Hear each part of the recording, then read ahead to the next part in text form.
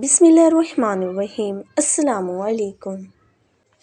رمضان المبارک کی آخری 5 راتوں کے نوافل۔ حضور انور سرکار دو عالم ارشاد فرماتے ہیں کہ میری امت میں سے جو مرد یا عورت یہ خواہش ظاہر کرے کہ میری قبر نور کی روشنی سے منور ہو تو اسے چاہیے کہ ماہ رمضان کی شب قدر میں کثرت کے ساتھ عبادت الہی بجائے لائے تاکہ ان مبارک اور متبرک راتوں کی عبادت سے اللہ پاک اس کے نامہ اعمال سے برائیاں مٹا کر نیکیوں کا ثواب عطا فرمائے۔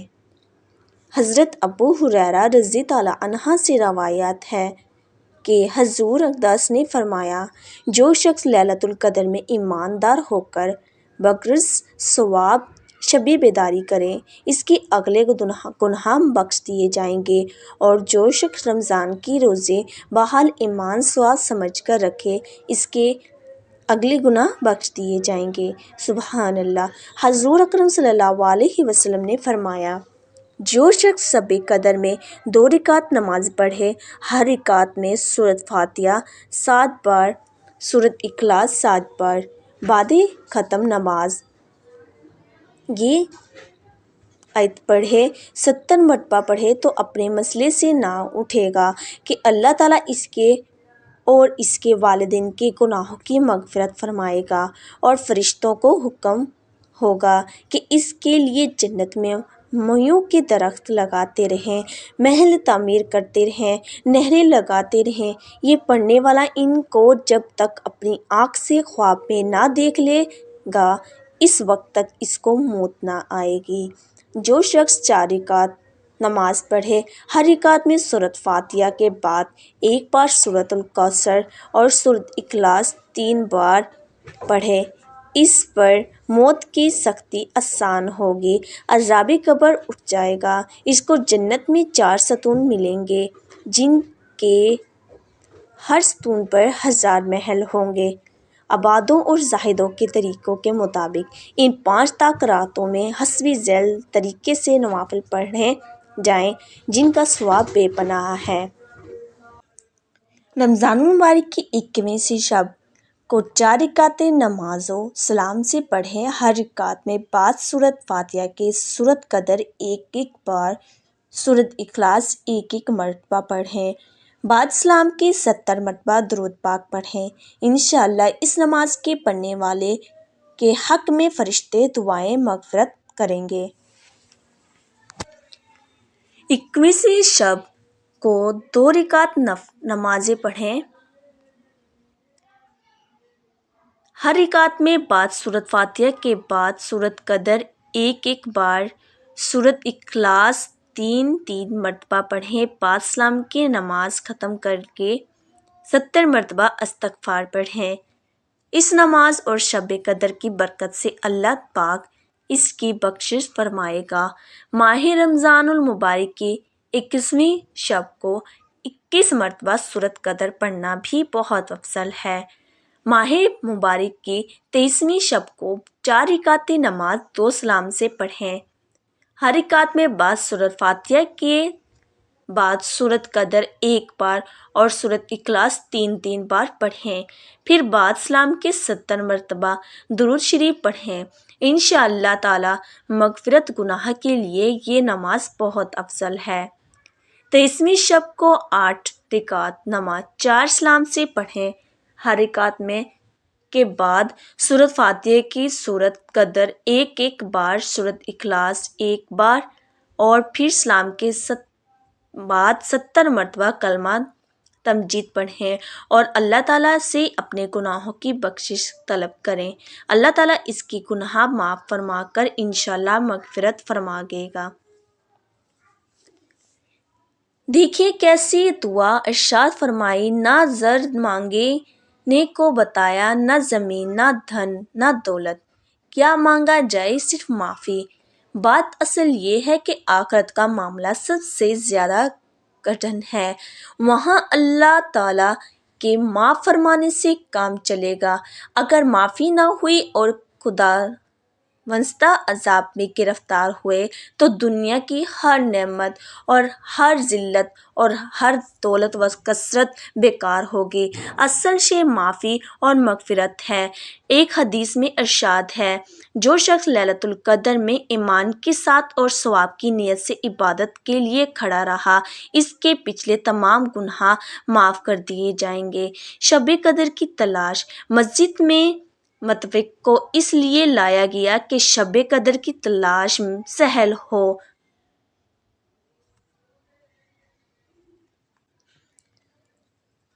کیونکہ بہت سے آدمی ہوں گے، جب سب ایک ہی کام میں مشغول ہوں گے تو دل میں لگ جائے گا۔ اس میں بھی عجیب حکمت ہے کہ شب قدر کی تاریخ معین نہیں کی، کیونکہ مقصود 5 راتوں میں جاگنا ہے۔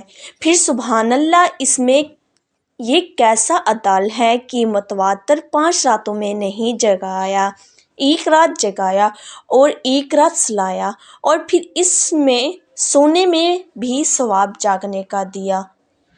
ام المومنین حضرت عائشہ فرماتی ہیں کہ حضور نے ارشاد فرمایا کہ لیلۃ القدر کو رمضان کے آخری عشرے کی طاق راتوں میں تلاش کرو۔ علماء کے نزدیک آخری عشرہ 21ویں رات سے شروع ہوتا ہے۔ عام ہے کہ مہینہ 29 دن کا ہو یا 30 دن کا۔ اس سے حدیث بالا کے مطابق شب قدر کی تلاش 21ویں، 23ویں، 25ویں، 27ویں اور 29ویں کی راتوں میں کرنی چاہیے۔ اگر مہینے 29 دن کا ہو تب بھی آخری عشرہ یہی کہلاتا ہے۔ شب قدر کا تعین نہ ہونے کا سبب حضرت عبدہ بن الصامت رضی اللہ عنہ کہتے ہیں کہ نبی کریم صلی اللہ علیہ وسلم اس لیے باہر تشریف لائے تاکہ ہمیں شب قدر کی اطلاع فرما دیں۔ مگر 2 مسلمانوں میں جھگڑا ہو رہا تھا۔ آپ نے ارشاد فرمایا، میں اس لیے آیا تھا کہ تمہیں شب قدر کی خبر دوں، مگر فلاں شخصوں میں جھگڑا ہو رہا تھا، جس کی وجہ سے اس کی تعین اٹھا لی گئی۔ کیا بعید ہے کہ اٹھا لینا اللہ کے علم میں بہتر ہو، لہٰذا اب اس رات کو 9ویں، 27ویں اور 5ویں رات میں تلاش کریں۔ بعض حضرات فرماتے ہیں کہ وہ 2 اشخاص جو جھگڑنے لگے تھے، ان میں ایک کا نام عبداللہ بن ابی حدرد اور دوسرے کا نام کعب بن مالک تھا۔ شب قدر کی تعین اٹھا لی گئی کا مطلب یہ ہے کہ ان کا 2 اشخاص کے جھگڑنے کی وجہ سے شب قدر تعین کا علم میرے ذہن سے محو کر دیا گیا۔ اس سے معلوم ہوا کہ آپس میں جھگڑنا اور نفرت دشمنی اختیار کرنا بہت بری بات ہے۔ اس کی وجہ سے آدمی برکات اور بھلائیوں سے محروم ہو جاتا ہے۔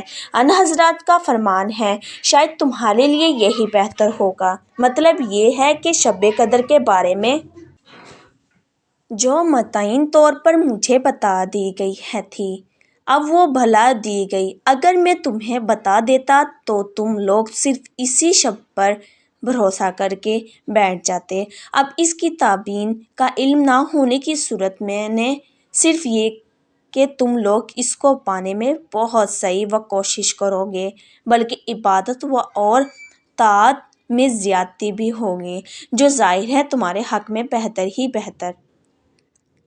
جو چیز جتنی قیمتی اور اہم ہوتی ہے، اتنی ہی زیادہ محنت سے حاصل ہوتی ہے، تو شب قدر جیسی قیمتی دولت بھلا بغیر محنت کے کیسے ہاتھ لگ سکتی ہے؟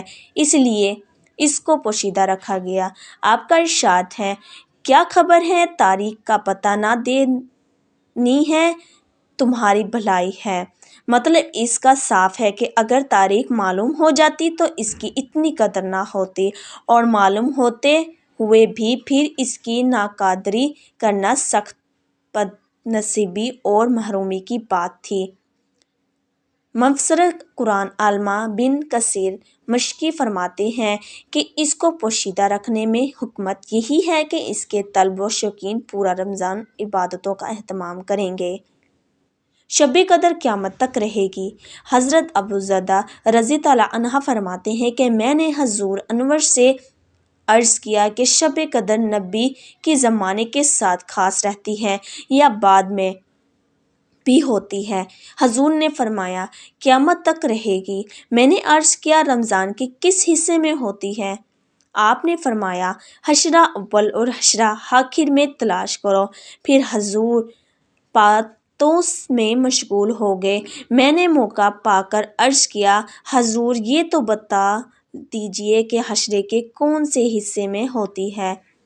حضور اتنے ناراض ہوئے کہ نہ اس سے قبل مجھ پر اتنے خفا ہوئے کہ اور نہ بعد میں ہوئے، اور فرمایا اگر اللہ تعالیٰ جل شانہ کا یہ مقصود ہوتا تو بتا نہ دیتے۔ آخر 7 راتوں میں تلاش کرو، بس اس کے بعد کچھ نہ پوچھو۔ بعض لوگ یہ سوچتے ہیں کہ پوری رات جاگنا تو مشکل ہے اور تھوڑی دیر تک جاگنے یعنی عبادت کرنے سے فائدہ، لہٰذا وہ جاگ کر عبادت نہیں کرتے۔ یہ خیال غلط ہے۔ اگر رات کے اکثر حصے میں جاگنا نصیب ہو جائے تو انشاءاللہ تعالیٰ یہ فضیلت حاصل ہو جائے گی، اور پوری رات بھی جاگنا کون سا مشکل ہے۔ ہم اور آپ جانتے ہیں کہ گزشتہ رمضان المبارک میں کتنے لوگ ایسے تھے جو آج دنیا میں نہیں ہیں، اور وہ رمضان ان کا آخری رمضان تھا۔ ہمیں کیا خبر کہ آئندہ رمضان تک ہم بھی سے کس کی باری ہے۔ اس لیے اگر اتنی بڑی نعمت حاصل کرنے کے لیے کوئی 1-2 رات جاگ ہی لیا تو کون سی بڑی بات ہے، لیکن اگر تمام رات جاگنا بس میں نہ ہو تو اکثر ہی صحیح، اور بہتر یہ ہے کہ یہ آخری حصہ ہو، کیونکہ اس وقت عبادت میں دل لگنا ہے اور شروع کے مقابلے میں آخر رات افضل بھی ہے۔